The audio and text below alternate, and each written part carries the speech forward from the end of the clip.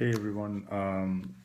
We spoke about the stunted crocodile in the last session. So we'll just finish this chapter with a little bit of reading from Gopal's book on job rotation and how variety and space can be very helpful in grooming young managers and also avoid them from being stunted. So we spoke about the mobility thing in TCS last time, just before we ended the session. So as a continuation from there, Gopal talks about how job rotation and variety are actually in the bloodstream of top class managers. So most of the managers prefer to do that, and they feel that job rotation and variety can be a great learning experience for them. So people who don't generally prefer too much of a change, who prefer to stick to a specific environment, have the probability of getting stunted, when compared to people who usually move. Doesn't mean that somebody is not willing to take up new opportunities will get stunted, but the point is, many a times that has been the case. So if you look at it, Gopal says that any job rotation, can help. It can be either moving into new functions or geographies or whatever it is. It's a new skill building for a top class functional manager. So whether the manager wants to be general, functional, whatever it is, it is important to get that kind of experience. And also, he's talking about two well recognized leaders in the corporate world whose career paths, he says, illustrate how they were systematically moved from one challenge to a greater challenge as part of their development. So, he's talking about, the chairman of, Daimler Chrysler. Which was Daimler Benz before Chrysler merged it into a $36 billion deal in May 1998. So the name is Jürgen Schrempp, and Jurgen Schrempp, Jürgen Schrempp. So basically, if you look at it, Jurgen was one of a family of five. Money was tight, and all of them were squeezed into a small flat with only two bedrooms. He joined Daimler in 1967 when he was 23 years, servicing truck customers on warranty issues and repairs. 7 years later, he grabbed an opportunity to work in South Africa, where Mercedes had a major operation. He found a great tutor in a salesman turned chairman, Morris Schenker. Young Schrempp worked right at the heart of the market operations, making service calls, fixing trucks, and enjoying every bit of it. Schrempp caught the eye of Daimler's chief financial officer, who pulled him out of the relative comfort of South Africa. He was sent to run a new truck division in Ohio, USA. He stayed there for 2 years and sold it for a price which top management appreciated. After doing that, Schrempp was promoted and sent back as chairman of the South Africa operation. He bloomed there and became not only a leader but a presence and a force. Some factions of the African National Congress demanded that Daimler shut down its offices and factories in protest against unequal treatment to blacks. Uh, Schrempp stunned everyone by refusing. He said that he would offer equal pay to blacks and whites at Mercedes, preposterous by the standards of those days. He was brought back to Stuttgart is in Germany, as head of the Mercedes truck division. Soon he was noticed by Alfred Herrhausen, the supervisory board chairman of Daimler, who selected Jürgen in 1989 to head DASA, which is Daimler Benz Aerospace. 5 years later, in 94, Schrempp was appointed CEO of Daimler. As Jürgen Schrempp grew professionally, he was challenged by increasing levels of problems to be solved, and he was placed in larger and larger roles. Never was his experiential space limiting, thus avoiding the possible bonsai syndrome. Another fascinating story is that of Robert Gozeta, the exceptionally successful chairman of Coca Cola in the 1980s and 1990s. His story demonstrates that everyone's life is filled with experiences that are traumatic, frustrating, or exhilarating. These are sources of valuable learning, and those who learn benefit from the experiences. So he says, Robert's grandfather Marcelo migrated to Cuba from Spain.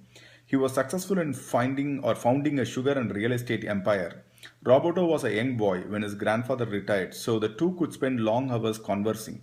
Roberto acknowledged that he had learnt a lot from his grandfather. Roberto studied chemical engineering at Yale and joined Coca Cola in Havana as an entry level chemist. In 1959, when Fidel Castro took over Cuba, the Gozuta family fled to the US with $40 in cash and just 100 Coca Cola shares. $40 in cash and 100 shares of Coca Cola. Roberto's subsequent career demonstrates that it is possible to learn and prosper even after you have lost everything.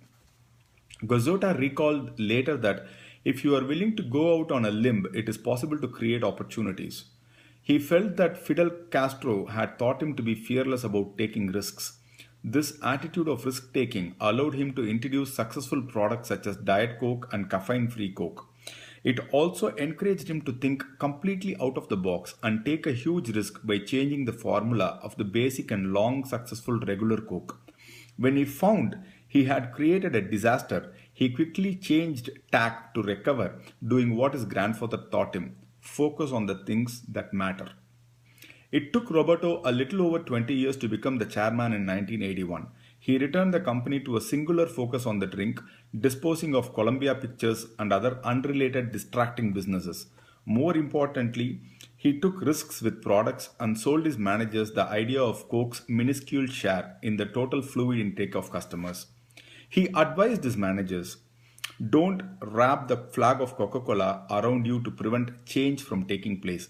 It is extremely important that you show some insensitivity to your past in order to show proper respect for the future. His grandfather taught him to work hard and stay close to the business. Fidel Castro taught him that nothing is insurmountable.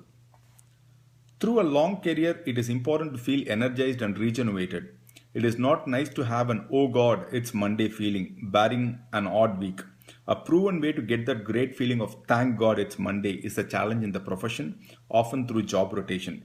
It also has the advantage of rapid general management development. I think this is a very important part, right? I mean, if you look at our own industry, we are not even talking about general managers today. So in our industry, if you want to do a job rotation, you need to do it in a different area where your skills can compensate your past experience, or I mean, your new skills can compensate your past experience and things like that. So it's important to get the job rotation once in 3, 4, 5 years, and then learn new things. That I think is very, very important actually.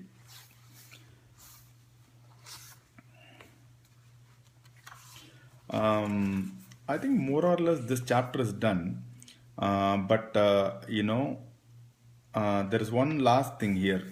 He talks about a nature story. Apparently, the book says lessons from nature. So he's talking about a nature story. The crocodile is also a nature story, but he's ending the chapter with a nature story. So he says, in Kolkata once, when he was talking about the same subject, there was somebody in the audience who drew his attention to an experience in West Bengal. So he says there is a local delicacy in Kolkata called katla fish, and its growth was accelerated by increasing the space for growth. The Ramakrishna mission at Nimpit in Sundarbans in Kolkata had been guiding the village farmers on land shaping in the early 1980s. The farmers were accustomed to harvesting only one rice crop when the monsoon brought rains. This provided a limited source of income, apart from being risky due to independence on a single crop. What could they do about it? The farmers were advised to dig a pond on 20% of the land and spread the excavated earth on the rest. As a result of better topsoil on the 80% land, there was an improvement in productivity of paddy. As a result, this land produced as much rice as the 100% used to do earlier. Further, the hole that had been dug in the 20% collected rainwater, making it a natural pond. This pond could grow a second crop, the katla fish. Into this pond, the farmers were taught to place baby katla fish just before the monsoon. As the rains arrived, the ponds filled. Katla fish could grow to a certain size in limited ponds. However, when it rained a lot, the ponds overflowed. The fish could swim more vigorously over longer distances. They found that such fish attained in 3 months the same size as they had earlier attained in 9 months, a threefold increase in growth rate. Fish droppings also became a natural fertilizer for the land. The veterinarian in charge of agricultural development had the following explanation to offer. Each species has a each species has a biological limit to growth based on genetics. In a limited space, the physical exertion is lower, so growth is lower. Therefore, from a management point of view, young people should be put through varied experiences of location and function. If possible, different industry experiences too can help. If a youngster remains stunted for long, he may become permanently stunted. With that, we end the chapter on the stunted crocodile. It was great learning, at least to me personally. I'm sure it will be a great learning for you as well. With that being said, let's discuss the next chapter in the next session. It's titled The Snail and the Lobster Learning from Threats. Thank you.